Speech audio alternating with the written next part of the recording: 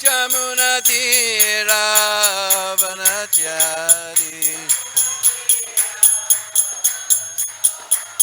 Jaya Radha Madhva Kunja Bihari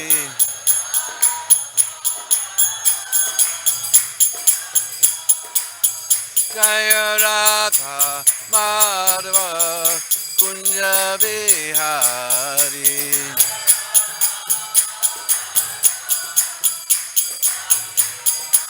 Jaya Radha Madhva Kunja Bihari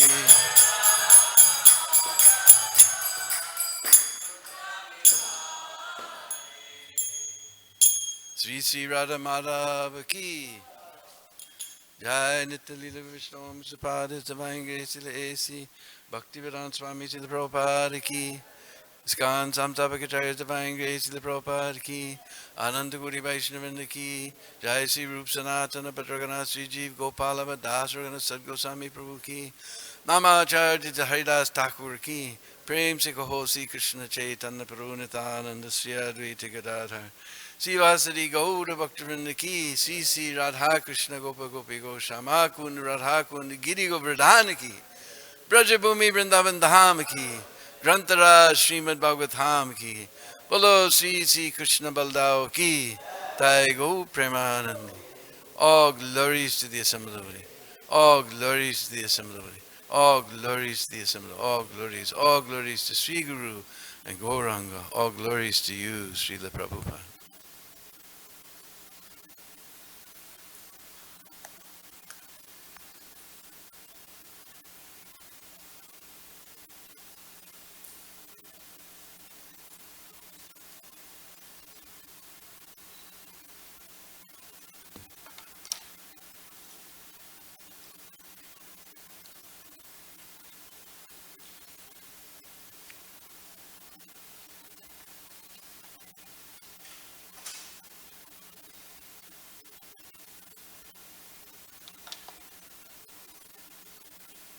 This is a marker.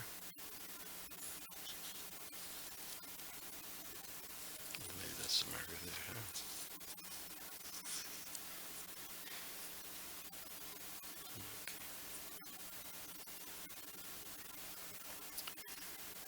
So reading from Srimad Bhagavatam, Canto 1, Chapter 17, text number 7.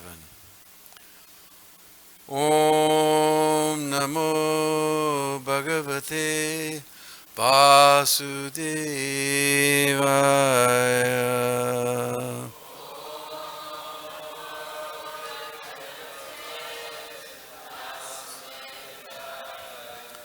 Om Namo Bhagavate Vasudevaya.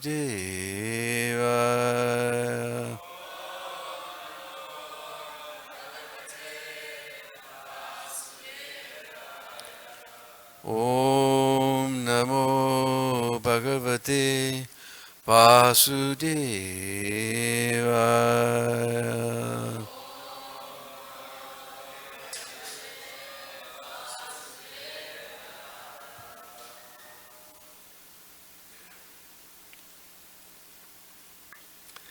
Tvam ma mrinala davalaha padar nyuna pada charan vrisarupena kim kaschid devo naha parikedayam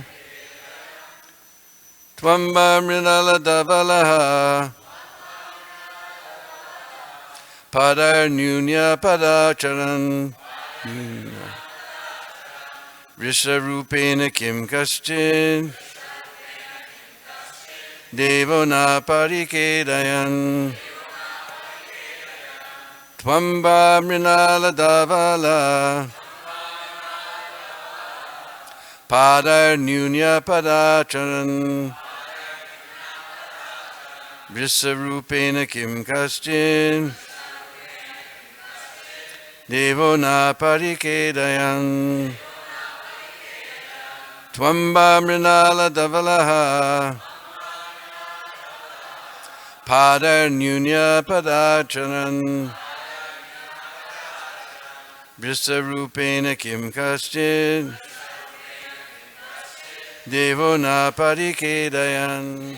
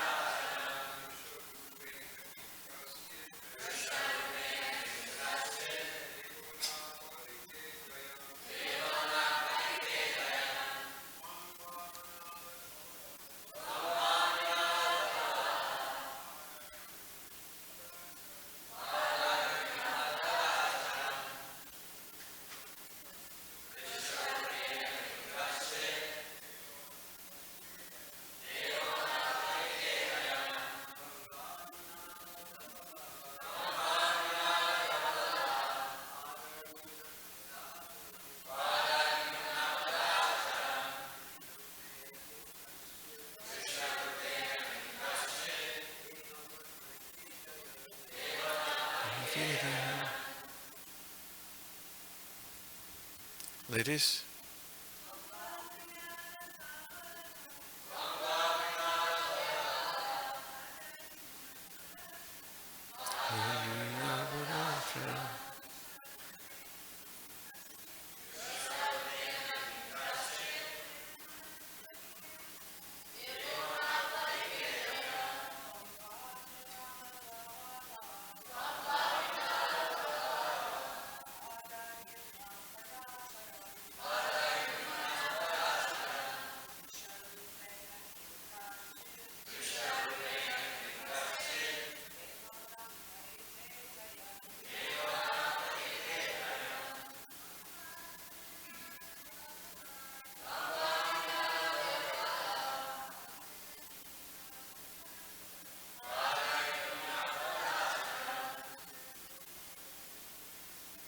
Rupena Kim Kaschid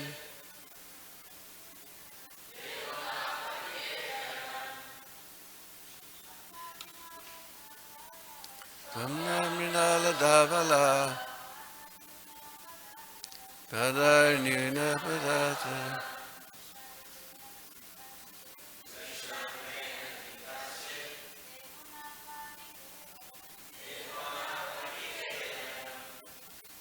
Twam, you, ba, either, mrinala davalaha, as white as a lotus, padai, of the three legs, nyunaha, being deprived, pada, on one leg, chan, moving, brisa, bull, rupena, in the form of, kim, whether, kashchit, someone, devaha, demigod, naha, us, parikedayan, causing grief. Translation, then he, Maharaj Parikshit, asked the bull, "Oh, who are you? Are you a bull as white as a lotus? Or are you a demigod? You have lost 3 of your legs and are moving only on one. Are you some demigod causing us grief in the form of a bull?" Translation, please repeat. Then he, Maharaj Parikshit, asked the bull, "Oh, who are you? Are you a bull as white as a lotus? Or are you a demigod? You have lost 3 of your legs and are moving only on one. Are you some demigod causing us grief in the form of a bull?" Purport by His Divine Grace, A.C. Bhaktivedanta Swami Srila Prabhupada. At least up to the time of Maharaj Parikshit, no one could imagine the wretched conditions of the cow and the bull. Maharaj Parikshit therefore was astonished to see such a horrible scene. He inquired whether the bull was not a demigod, assuming such a wretched condition to indicate the future of the cow and the bull.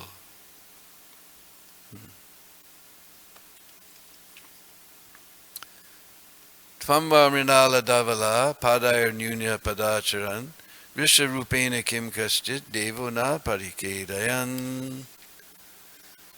Then he, Maharaj Parikshit, asked the bull, "Who are you? Are you a bull as white as a white lotus? Or are you a demigod? You have lost 3 of your legs and are moving only on 1.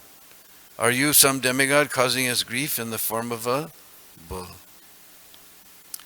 Om Ajnana Timrandasya Gyananjana Shalakaya Chaksurun Militam Jena Tasmai Sri Gurave Namah Sri Chaitanya Manubhistam Stapitam Jena Bhutale Sayam Rupa Kadamayam Dadati Swapadandigam Adadanastrunandantai Ridam Yache Puna Puna Srimad Rupa Padambujo Dulisyam Janma Janmani Jaya Sri Krishna Chaitanya Prabhu Nityananda Sri Advaita Gadadhar Shivasari Gaura Bhakta Vrinda Hare Krishna Krishna Krishna Hare Hare Hare Rama Rama Rama Hare Hare.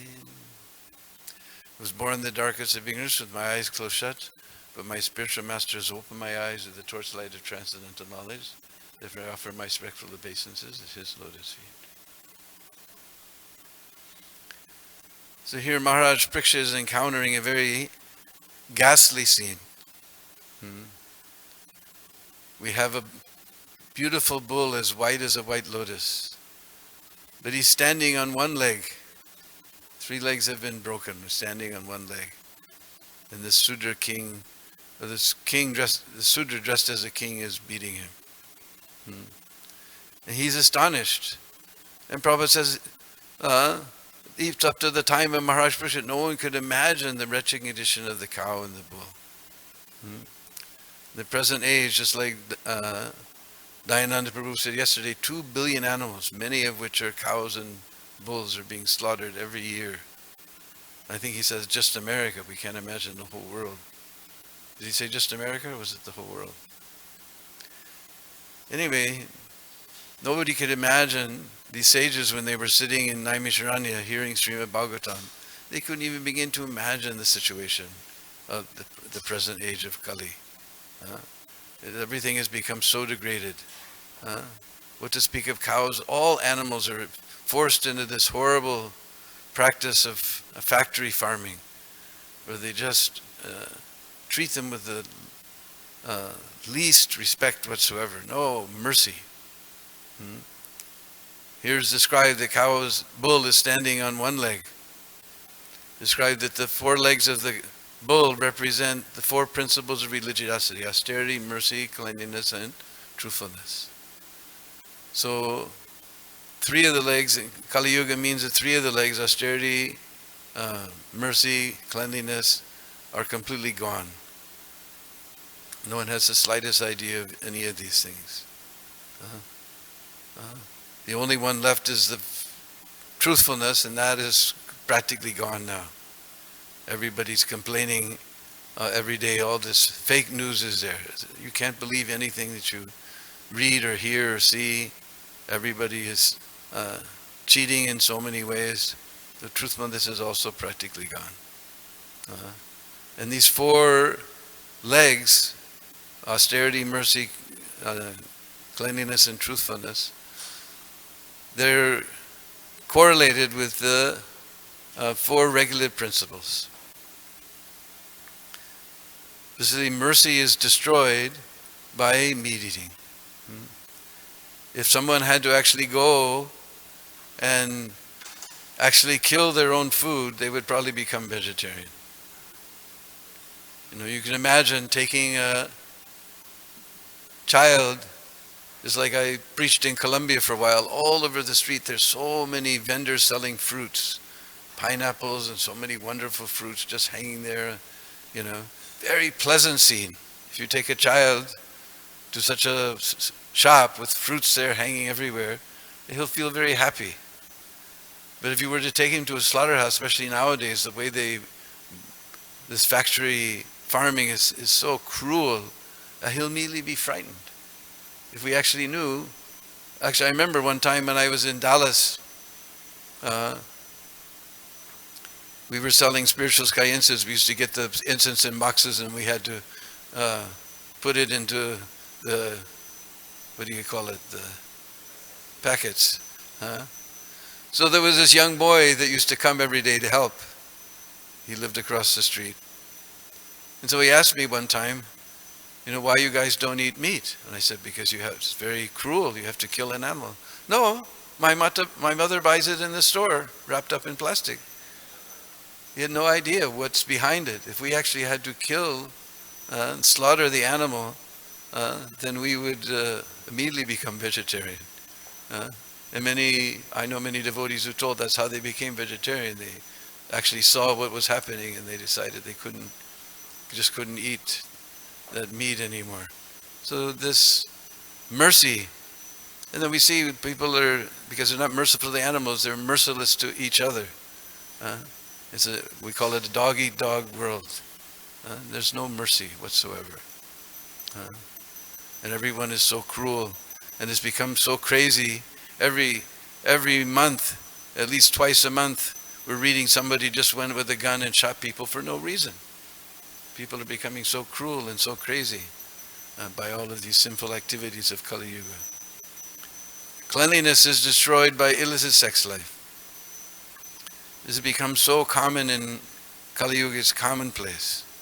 Nobody can expect that their wife or their husband will remain faithful. It's completely, and that's the basis of society. If the basis is the building block of society is the family, if the family is not proper, then we can't imagine what is the rest of the society. And this creates so many, what do they call STD, sexually transmitted diseases. Cleanliness is destroyed by illicit sex life. Austerity is destroyed by intoxication. People are drinking liquor like it was water nowadays. And they have nobody has any inclination for performing austerities. They can't imagine the austerities, like Dina was saying yesterday. Oh, austerity, what is that? Just like I remember we went to, after opening the temple in Dallas, we went with Vishnu Jan Swami to San Antonio. And we had, there was a fourplex, and we had the room upstairs, and the landlord, she lived downstairs. And that time Vishnu Jan got his first bus. Later he was famous along with Tamal Krishna for this Radha Damodar party with so many buses. He got a big red San Antonio city bus.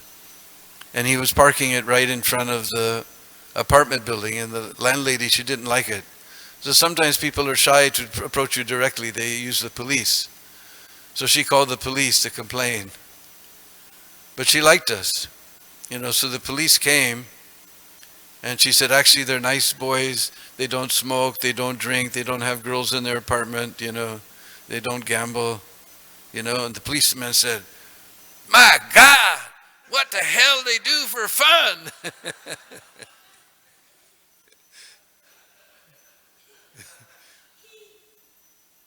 People can't imagine. Prabhupada thought as soon as I present the four regular principles, people would tell me, you please get on the next boat back to India.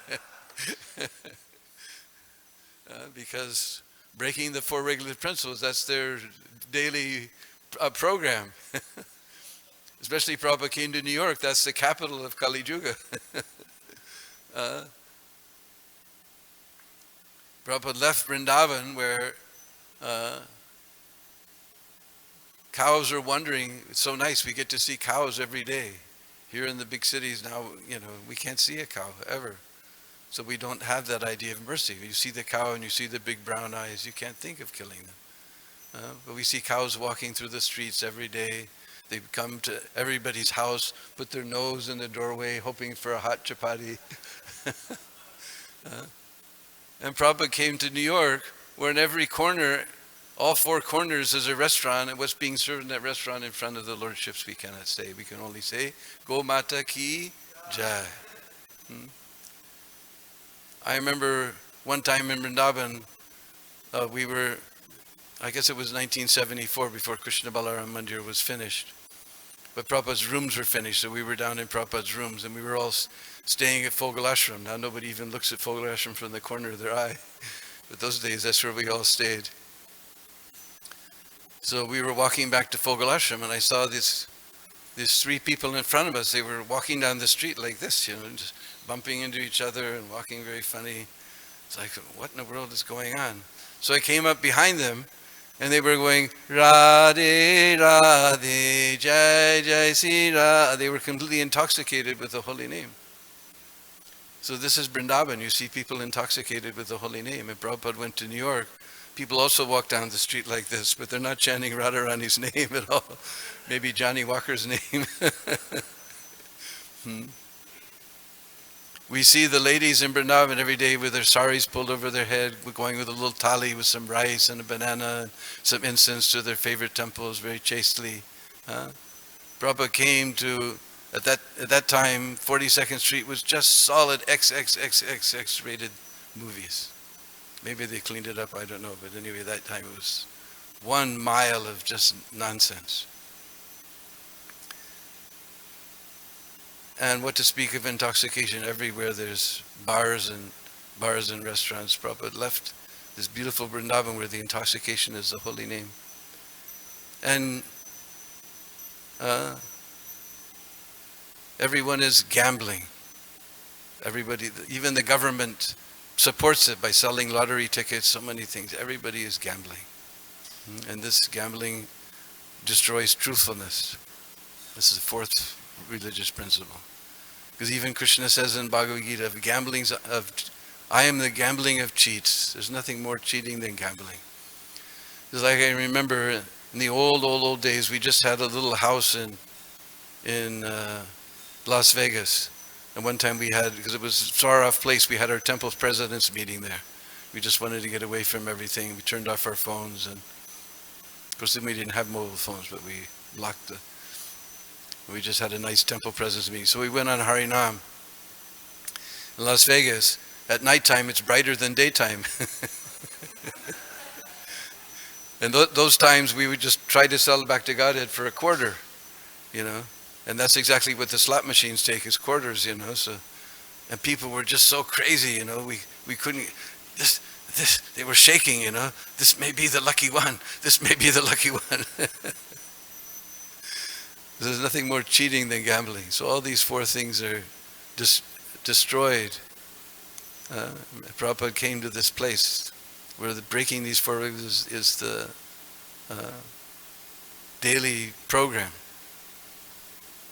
But he had full faith in his spiritual master, and therefore he was able to present Krishna consciousness in such a way that we gave up all of these things. That was the power of the holy name. There's so much pleasure in the holy name that we were able to give up all of these things. So Maharaj Parikshit, he's completely shocked by seeing this scene. The sages of Naimishrani, they couldn't imagine what the situation is. Factory farming, women walking half naked in the street, everybody drinking liquor like anything, meat-eating restaurants everywhere. They couldn't even begin to imagine. So Prabhupada doesn't say much about this verse. I'm also not going to say much more. But this scene is predicted in one Leela in Braj. Many people have been to Kusum Sarovar. That was the backdrop for the astonishing backdrop for the stage at the Rath Yatra, Kusum Sarovar. So right next to Kusum Sarovar, there's Uddhav Temple. And we had a Canadian godbrother, Jamuna Jivan, who lived there for many years and did a lot of research. It describes the Leela there. It's mentioned in Skanda Puran. In Skanda Purana it mentions that Maharaj Parikshit brought all the queens of Dwarka, who's ever here in New Dwarka, up to Mathura. It's not mentioned in Srimad Bhagavatam. The Goswamis, when such things happen, they say Kalpaved. That was one kalpa, that was another kalpa. But in one kalpa, Maharaj Parikshit brought all the queens to Mathura. So one day they all went to take bath in the Jamuna, and they saw Jamuna was flowing very happily. And they said, Are, you're also the Patrani, you're also the queen of Krishna. We're all suffering in his absence. How can you flow so happily? And she said, I have a benediction from Radharani that I never feel separation from my Lord. So, how can we get that benediction? And she said, Govardhanam Kusambanam Pushpavanam Kusambanam. You go to Govardhan. You find the Pushpavan, you find the Kusamban. Uddhav is living there in the form of grass and creepers. Because we know one time Krishna sent Uddhav to Braj with a message for the gopis. And when he saw the amazing love of the gopis for Krishna, all of us are struggling. We're chanting our rounds and just trying to hold the mind on the holy name. We're just having so much trouble. And these gopis, when the bumblebee came, he heard Radharani said, don't even talk about this fellow. We don't want to even think about him. And he was seeing everybody else in the world, we're all struggling to remember Krishna. The gopis are trying to forget Krishna, and still they can't forget him. He was totally amazed. So he prayed, Asamaho charnarenam jusam aham syam brindavane kimapi gulmalata oshadinam. That I just want to become gulmalata oshadinam. Gulma means bush. Lata means creeper. And oshadinam just like osadi, ham osadi, Krishna, herbs. He just, I want just to become grass and herbs, because he was seeing that he thought he was the greatest devotee, because, Krishna doesn't take any decision in Dwarka without consulting Uddhav. Everybody else meets Krishna when he goes in the court, but Uddhav comes and sits on the same bed with Krishna. He thought, I'm a great devotee. Then he saw these gopis. He wanted to take the dust of their feet, but he's Uddhav, Krishna's minister. How he can take the dust of the feet of the gopis? They will be embarrassed. They won't let him. So he said, just let me become just let me become grass and creeper. Which place? On the hither and thither path. Because when gopis are mad in love for Krishna with tears in their eyes, they won't run on the straight road. They will run on the hither and thither path. So I want to be on the hither and thither path so that they will step on me and their dust will come on me. Like that. So Jamuna told him, you go there to the Kusamban and you do Nam Sankirtan. Uddhav will appear. And he will speak Srimad Bhagavatam to you, and you will get a benediction that you'll never feel separation from the Lord. So Maharaj Parikshit took everyone there to Govardhan. They found out the Pushpavan. Behind Pushpavan was Kusamban. They did Nam Sankirtan. Uddhav appeared. As soon as Uddhav appeared, he looked at Maharaj Parikshit and said, you have to leave. And Maharaj said, Are, what offense did I do that I can't hear this nectar? He said, no offense, but this is not your time. Now you have to go fight with Kali. It's predicted in this Braj Leela. That you will have to go fight with Kali. This is not your time. But don't worry. What I'm going to do for these queens in 30 days, Sukadev Goswami will do for you in 7 days. You don't worry, you won't be left out. But this is not your time. You have to go fight with Kali. He predicted this scene is coming. So then all the queens of Dwarka, they sat there, and for 1 month, Uddhav recited a Srimad Bhagavatam. At the end of 30 days, the queens were so absorbed in ecstasy, they lost all their feelings of separation from Krishna. Because we read in the very beginning of Srimad Bhagavatam that the question was, where has religiosity taken shelter of now that the Lord has disappeared? And the Srimad Bhagavatam is just as brilliant as the sun. It has appeared for this purpose. Therefore Prabhupada instituted that every day we have this Bhagavatam class where we're hearing the glories of Krishna and his different avatars and different expansions, and hearing the glories of the devotees every day. Nityam Bhagavata Seva. Bhagavatam says Nityam Bhagavata Seva. Now it's become fashion. People try to complete Srimad Bhagavatam in 7 days. Bhagavad Sapta they call it. But in the pages of Bhagavatam it's Nityam Bhagavata. Every day we must hear. Then we'll get benediction from Srimati Radharani that we won't feel separation from Krishna. So there's a beautiful little temple there just to the side of Kusum Sarovar. And there's deity of Uddhav sitting there. He's blackish just like Krishna. That's why when Uddhav first appeared, they thought it maybe it was Krishna coming back. He was blackish like Krishna, wearing golden dhoti like Krishna. And he's sitting there with his Bhagavatam. But he doesn't have an iPad, he has a leaf pad. It's all in leaf. All the old scriptures were leaves like that. So anyway, now we've mentioned Kusum Sarovar, so let us tell something about Kusum Sarovar.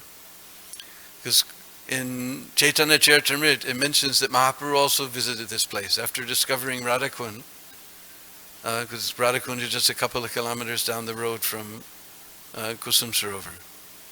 First place Mahaprabhu came in Chaitanya Charitamrita is Sumana Sarovar. At that time it was known as Sumana Sarovar. But Suman and Kusum both mean flowers. In this place, there was so many flower gardens. And Radharani and the Sakhis used to come there to pick flowers to meet Krishna at Radhakund. Because the noontime meeting place of Krishna and the gopis is Radhakund. So it's just a little ways away. So Krishna came there while they were picking flowers, and he said, "Are, what are you guys doing stealing these flowers?" And Radharani said, "We come here every day, nobody ever bothered us." Well, just because you're doing something wrong and nobody caught you doesn't make it right. Anyway, we come here every day, nobody bothered us. No, this garden belongs to King Kamadev, and he has sent me to find out who's stealing his flowers. Today I caught you, you're a big thief. And Radharani became furious. "How dare you call me a thief?" He said, "Yes, I can prove it. Just see, the beauty of your eyes has been stolen from the lotus petals of Braj. The beauty of your nose has been stolen from the sesame flowers of Braj. The beauty of your lips has been stolen from the bimba fruits of Braj. The beauty of your hair has been stolen from the clouds over Braj. The beauty of your nails has been stolen by the full moon over Braj." In this way, even I don't know the end of the pastime. Krishna goes on and on and on and proves how Radharani is a big thief. She's completely plundered the beauty of his Braj. That monument that's there it used to be called Kusum Bandh in the Skanda Purana, but now it's called Kusum Sarovar. A kund, when it becomes too big, then we call it a sarovar. So that sarovar was originally excavated by the Maharaj of Orcha. One place is there in Madhya Pradesh called Orcha.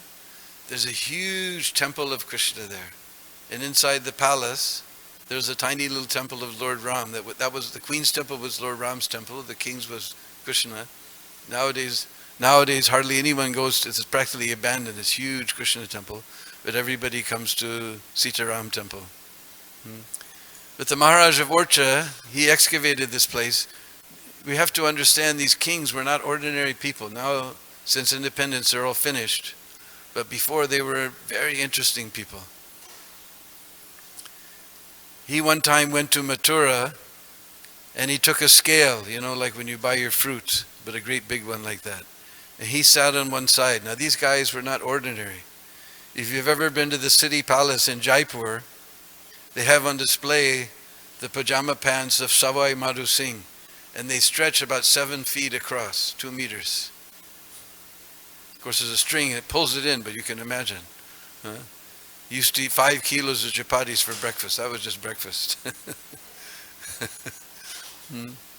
So the Maharaj Orcha sat on one side of the scale, and he had them he must have been similar. These kings were not ordinary. And they put gold coins, his ministers put gold coins on the other side of the scale. Such kings were there that could give such charity. And he gave charity to all the temples and brahmanas of Mathura city. Later, there was one fellow named Surajmal who became established himself as the king of Bharatpur. And he drove all the Mughals from Braj. He drove them all the way up to Delhi. In a battle near Delhi, he was killed. Although his army wasn't defeated, he was killed, so the army retreated in sadness. So his son Jawaharlal, he made vow on Govardhan that I will build a beautiful monument on the side of Govardhan Hill with the loot that I get from fighting with these Mughals. So that's built by Jawaharlal Singh, and that palace, the main dome, is for his father Surajmal. The two on the sides, one is for Kishori Rani, his mother, and then the other palace's dome on the other side is for his stepmothers. And it's just, you saw that in the backdrop. That was just one of the most gorgeous places in whole of Braj. I remember one time, all the wives of the people who worked in the German embassy came to Krishna Balaram Mandir, went to our temple president, because they wanted to see, they'd heard much about Vrindavan. So they called me to take them around. So I took them around. It was interesting because we went to the Jambastan. I figured, these people, what will they really appreciate in big temples? So I took them to the Jambastan. And as soon as we walk, if you've ever been to the Jambastan, first you walk in, there's a Jagannath temple. And I was thinking that these type of people, how am I going to explain Jagannath to them? As soon as we walked in, they said, "Oh, isn't that the God from Orissa? Isn't that the God from Orissa?" They knew this. Anyway, and they were very kind to me. They didn't smoke in the car. Whenever we get to a temple or a holy place, they would smoke their cigarettes real quick, and then we go visit the place. We got to Kusum Sarovar. Ooh, ah! They whipped out all their cameras. So it's a very wonderful place. And they say it's as deep as 4 elephants standing one on top of the other. And it's the official ISKCON swimming pool.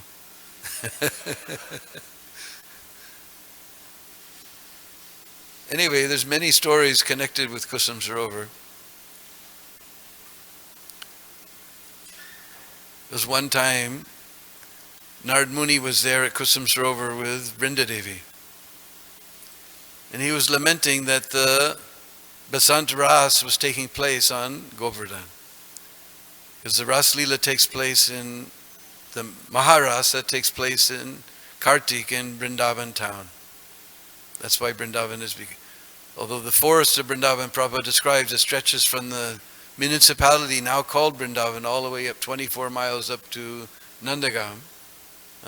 That particular place became known as Vrindavan because that is where Krishna's most famous Leela, Ras Leela, took place.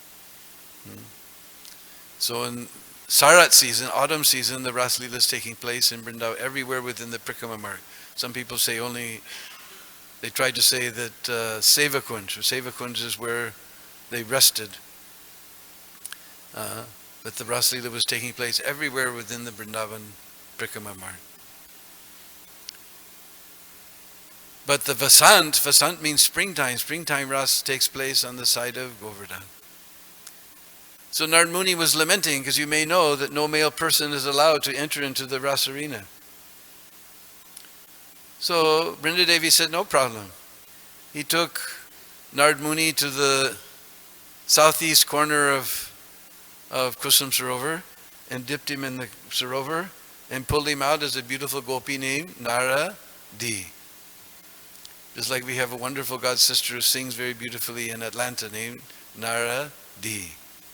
So then in his form as Naradi, he went to the side of Govardhan and he was able to take darshan of the Rasa Leela. When he came back, she took him to the northwest corner and she dipped him in the Kund. And again he became Narad Muni. Another time, Radharani was picking flowers at Kusum Sarovar. And Krishna was watching from the bushes. And there was one flower that was in the tree. It was a little out of reach. So Radharani, she jumped. Ching! all her ankle bells and her bangles. I'll be so sad when I go to the West. Nobody has bangles.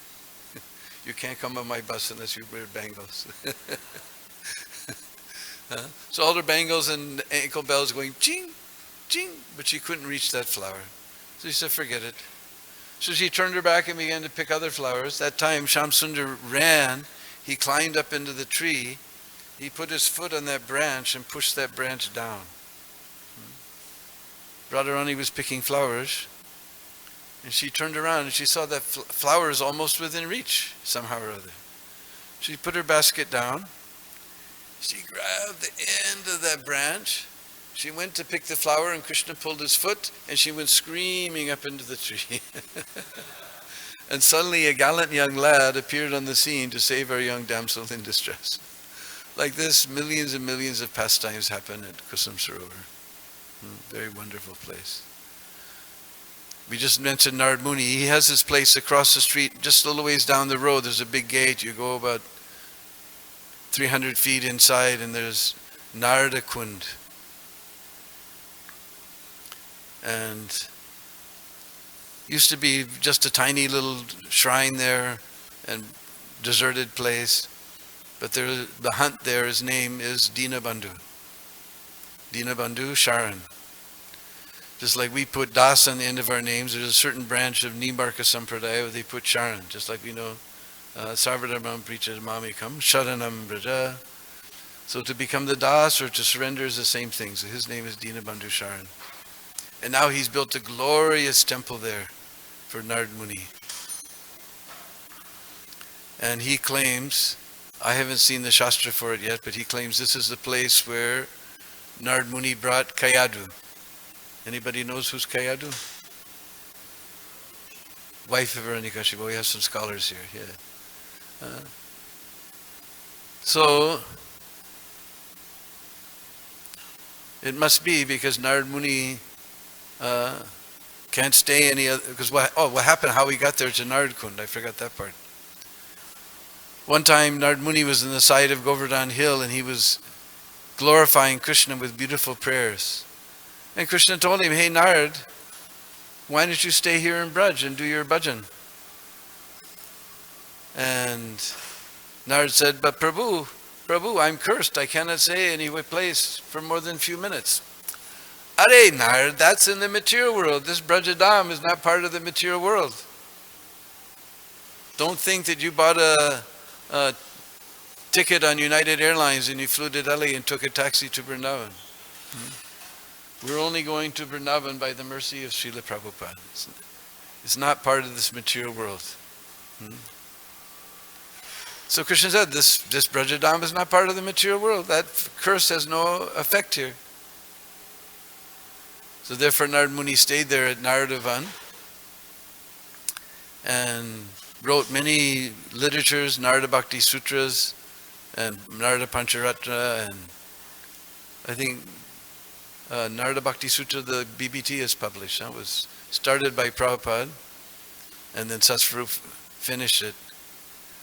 So many bhakti literatures he wrote there. So he also claims, the Mahant Dina-bandhu Sharan, he claims this is a place where Narad Muni kept Kayadu. And it must be because he can't stay any other place. He couldn't have an ashram anywhere else except in Braj. So there, Prahlad within the womb received instruction from Narad Muni. And he became the great, one of the 12 Mahajans, Prahlad Maharaj.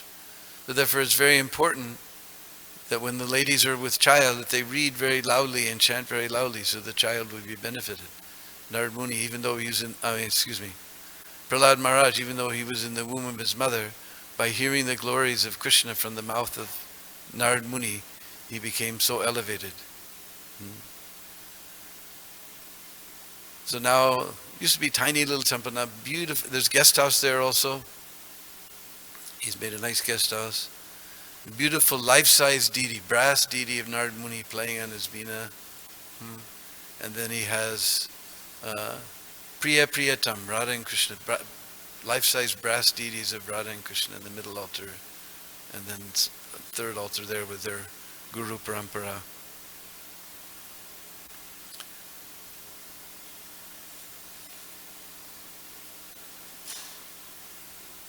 So next door to Kusum Sarovar, one more thing before we end.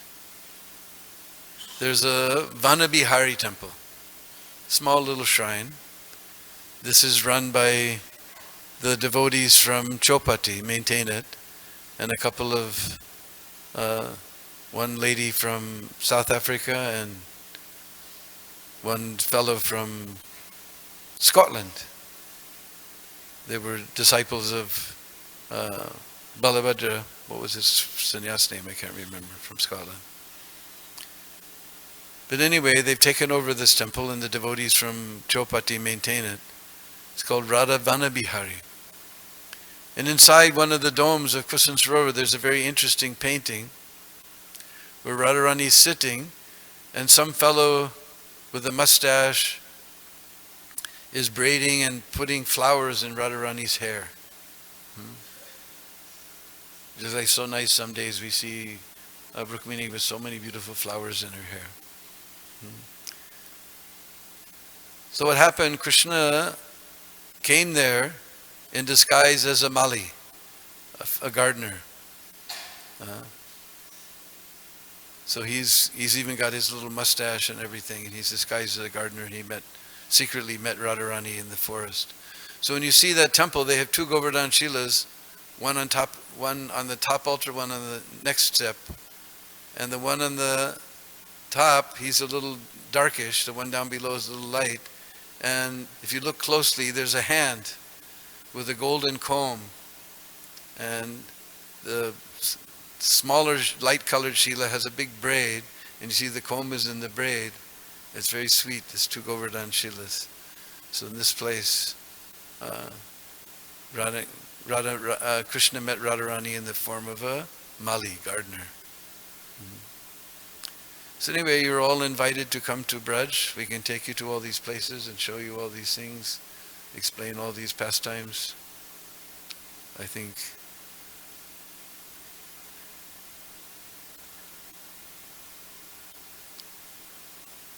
since we mentioned Radhakund, should we go to Radhakund? Because I explained that Mahaprabhu, after discovering Radhakund, he came to Suman Sarovar.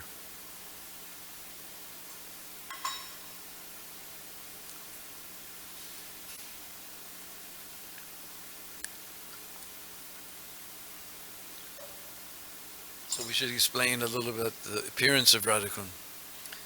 There's a beautiful description in Chaitanya Charitamrita how Mahaprabhu was walking through the forest and the deers and the different animals were approaching him and the birds were coming to him. From the context, I can understand that must have been Bahulavan. There's a very beautiful forest on the way to Govardhan called Bahulavan.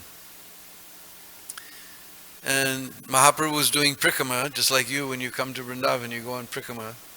But Mahaprabhu didn't come by AC car and bus. He came by his two lotus feet with his hands raised in the sky.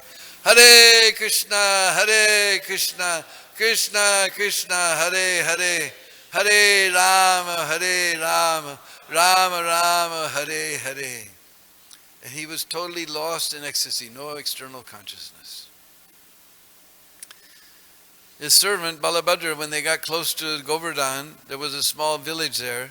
He asked one villager, what is the name of this village? They said, Aritagram. As soon as that sound entered Mahaprabhu's ear, he immediately returned to his external consciousness and said, where's Radhakund and Shyamakund? He began to ask everyone. Now, why hearing Aritagram did Mahaprabhu think of Radhakund? Because the original name of this place is Aristagram, named after Aristasura, who came in the form of a bull. So, he came in the form of a bull. Now, Aristasura was a great big demon, and we've heard that Radhakund is a very sweet Madhurya Ras place. So what is the connection between the two? Why Mahaprabhu was asking for Radhakund?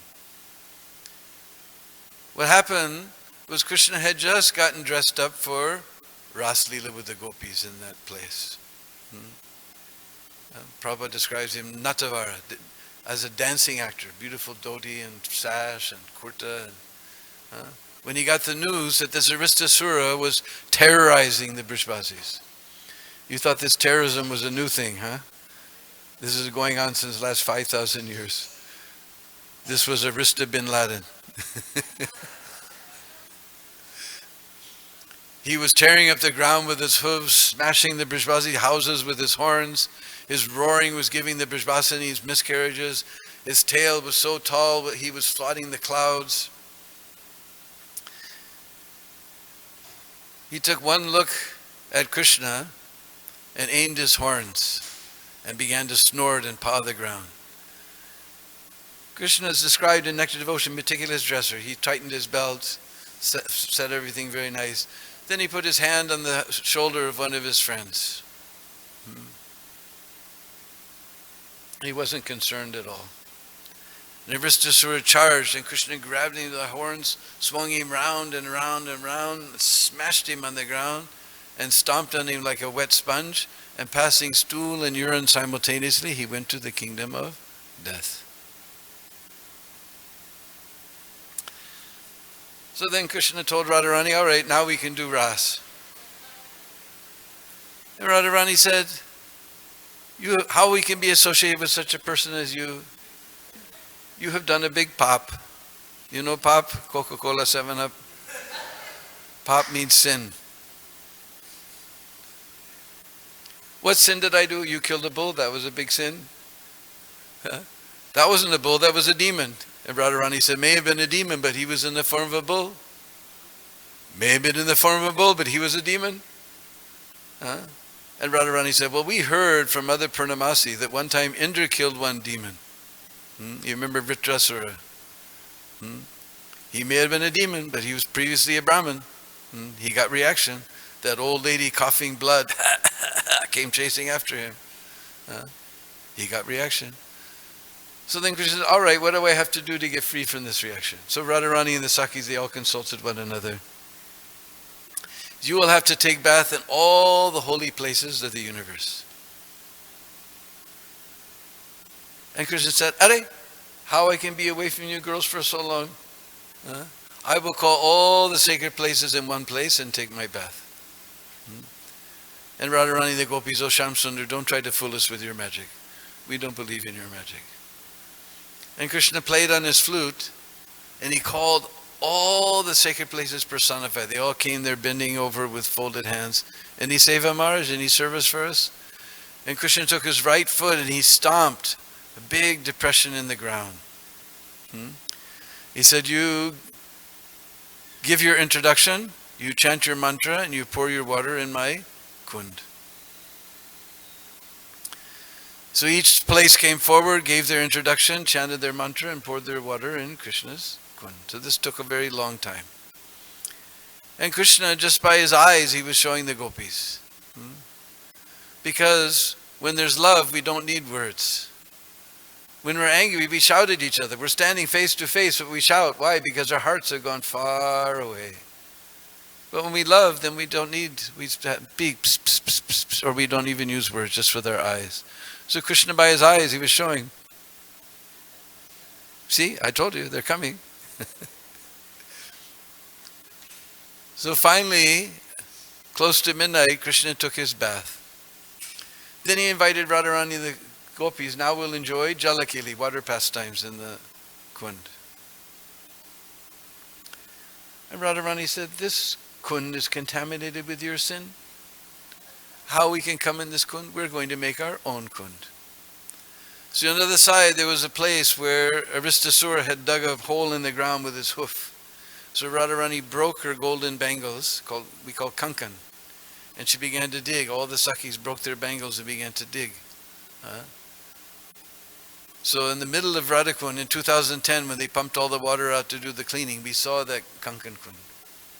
You can go on YouTube and type cleaning of Radhakund in YouTube and you can see video of that Kankan Kund. When they were finished, Krishna said, your kund is very nice, but there's no water in it. And Radharani said, we're going to bring water from Manasi Ganga. With millions of gopis, with hundreds and hundreds of gold and silver water pots, we'll bring water from Radhakund. One line going, one line coming. Now Krishna doesn't like to see the gopis or Radharani doing any type of work. He can't bear to see bead of perspiration come on Radha's brow. So he immediately signaled to all those places personified. They became one person and went before Srimati Radharani and they prayed. We thought the perfection of life was to be associated with the lotus feet of Sri Krishna.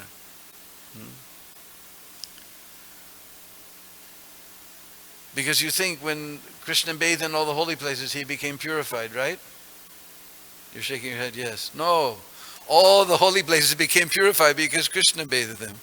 But now, seeing your wonderful divine qualities, we can understand the real perfection of life is to be associated with your lotus feet. So what do you want? He said, we want to come in your kund. So when you go to Radhakund, you can see there's a hole between Radhakund and Shamakund, where the water of Shamakund, they broke a hole, and it came into Shamakund, exactly at the midnight. Now everybody thinks it's Bahulastami day. That was when Mahaprabhu discovered. But Jiva Goswami describes that it was, the Ristasura was killed on the Chaitra Purnima night. Very clearly in his Tika.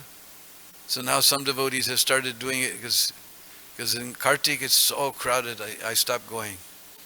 In the old days it was fun. We would go three times around the kunds with the kirtan party, sit peacefully on the steps doing kirtan till the midnight and take our bath. But it's just become too crowded. And even the GBC has changed our calendar that the appearance of Radhakund is on the Chaitra Purnima. Gaur Purnima is next Purnima after that is Chaitra Purnima. So therefore, when Radhakund appeared at midnight, Radharani said, your kund is very beautiful. Krishna said, your kund is very beautiful. I will always take my bath in your kund. And Radharani said, and I will always take my bath in your kund. In this way, although Radhakund and Shamakund eternally had this pastime of appearance. Therefore, when Mahaprabhu heard that this is a Vristagram, he began to ask everyone, where's Radhakund and Shamakund? But they were lost to the eyes of the world. But being the self-same Supreme Personality of Godhead, Brajenda Nandana Sham Sundar, we know Brajenda Nandana Se, Sachi Sutta Hoilo Je. No, I did it backwards. Brajenda Nandana Je, Sachi Sutta Hoilo Se. I always get it backwards. He sat under a tamal tree and he saw two rice paddy fields. One was called Kali, one was called Gauri.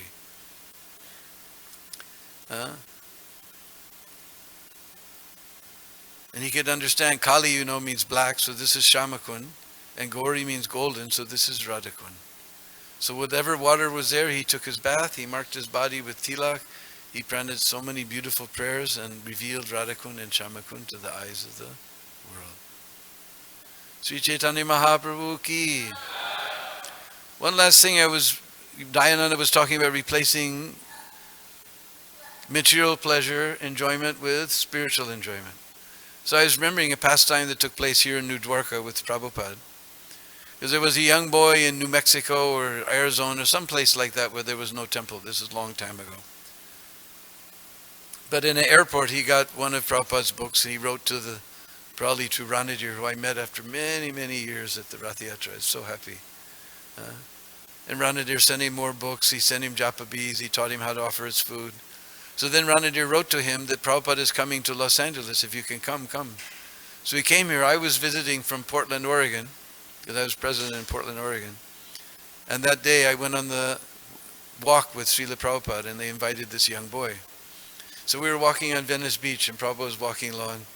So that young boy said, Prabhupada, I heard in your books that wherever a pure devotee stays, all material enjoyment goes away. Prabhupada stopped, turned around, dug his cane into the sand. He said, we do not say do not enjoy. We do not say do not enjoy. It's like you were not in the kirtan this morning? And the boy said, yes, Prabhupada. That was not enjoyable? Oh, yes, Prabhupada, that was very enjoyable. You did not listen to the class discussing the philosophy? Oh, yes, Prabhupada, that was not enjoyable? Oh, yes, Prabhupada, that was enjoyable. Yes, this is enjoyment like a human being. And this drink and dance all night in disco club, even Prabhupada knew disco club. That is enjoyment? No, Prabhupada, no. And Prabhupada said, no, that is enjoyment like cat and dog. So we do not say do not enjoy. We say you enjoy like a human being, not like a cat and dog. Hare Krishna. So we'll put our voice to rest here. If anyone has any questions or comments.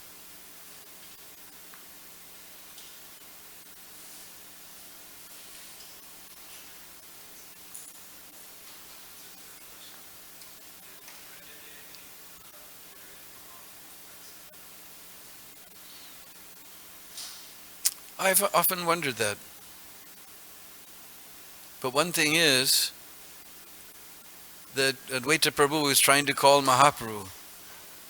Then he remembered that verse from, I think, maybe Padma Puran, that the Lord, how does it go? Kulachena va bhaktebhyo bhaktavatsala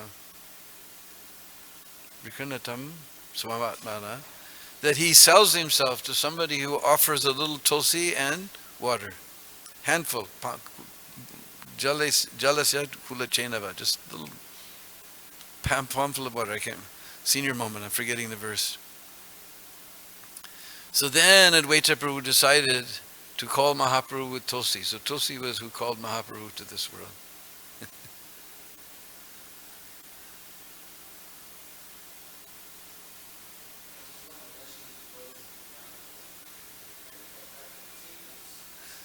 Yeah, Harikatha will continue this evening in Sachitanoi's house.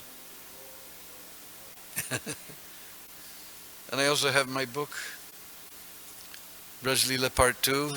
You can approach me. You can enjoy some more nectarine pastimes. It's not formal writing, but the way I talk, that's the way the book is.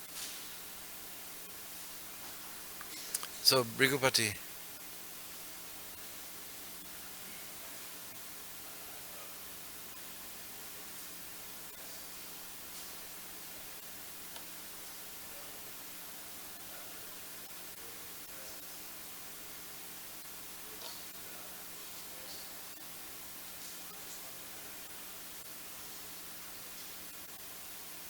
What was this? How did I come to Krishna consciousness? Even before I was a devotee, people used to tell me, you don't tell stories, you tell movies. And the first thing that I learned, I'm on my way to Denver because I was the first devotee to join when the temple was in Boulder. And it was started by Harinama Prabhavati, Bhavananda Palika, and Sachidevi. And I told Bhavananda, but Bhavananda isn't all talking nonsense, because that was our conclusion. We'd sit in the mountains with certain psychedelics and speculate at the speed of mind and come to the conclusion that it's beyond words. And then we look at each other and feel frustrated. Why did you say that?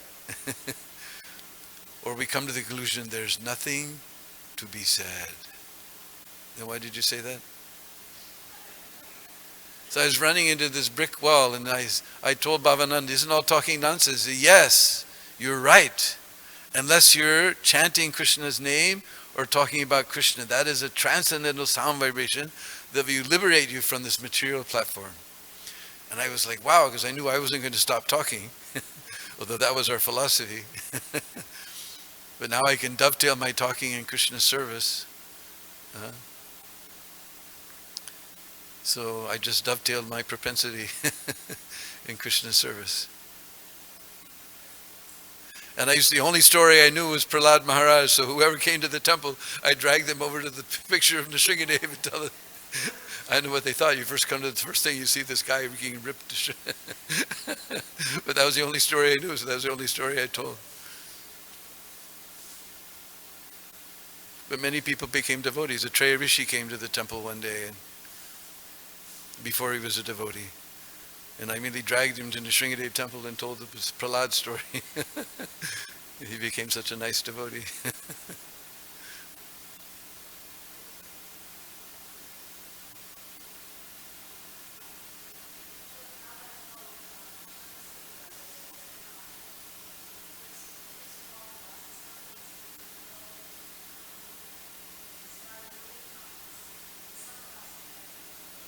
Brahma, Lord Brahma.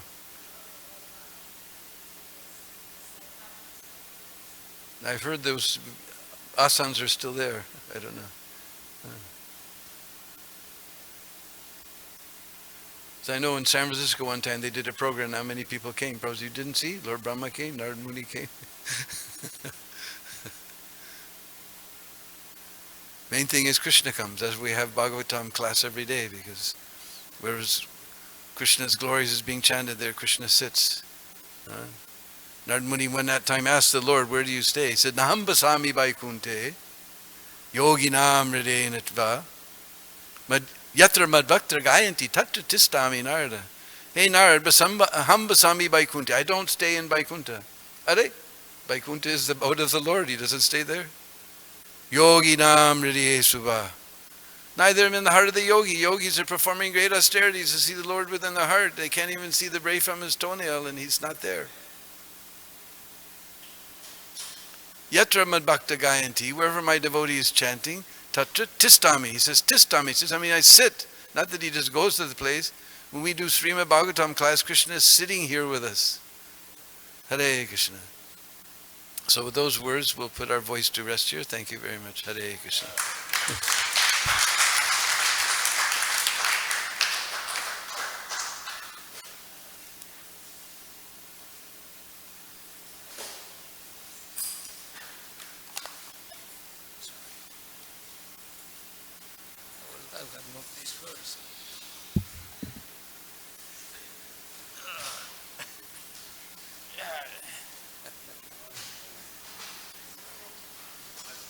This is what I wanted to do yesterday in the plastics, but I didn't have the plastics.